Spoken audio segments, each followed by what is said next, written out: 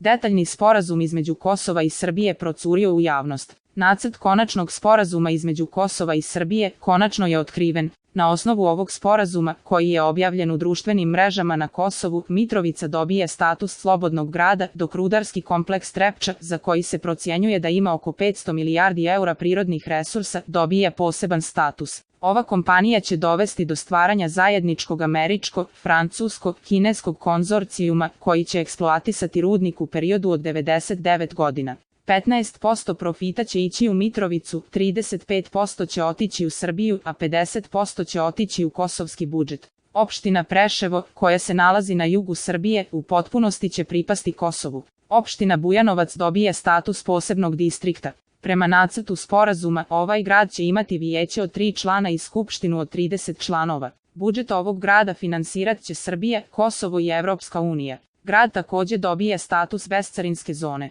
Vojna baza Jug u Cepotinu postaje američka baza, međutim, ona će biti mješovita.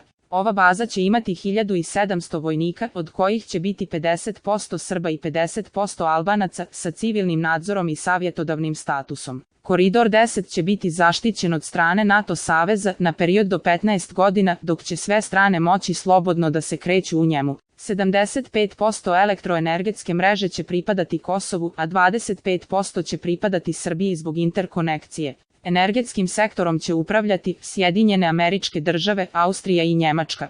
Pećka patrijaršija i Srpske crkve na Kosovu će dobiti ekstrateritorijalni status na Kosovu. Očekuje se da će ovaj sporazum garantovati Vijeće sigurnosti Ujedinjenih nacija, Evropska unija i NATO savez. Očekuje se da će sporazum biti završen do 15. maja 2019. godine, a također se očekuje da će konačni sporazum biti potpisan između 28. juna do 13. jula 2019. godine. Do oktobra 2019. godine parlamenti obje zemlje bi trebale ratifikovati sporazum i izmijeniti ustave. Potpuna implementacija ovog sporazuma počinje 1. novembra 2019. godine. Ovaj dokument nisu komentarisale vlasti u Prištini. Jedini koji je reagovao bio je lider partije Samoopredjeljenja, Albin Kurti, koji je napao predsjednika Hašima Tačija i njegov plan. Postoji mnogo opcija za Kosovo.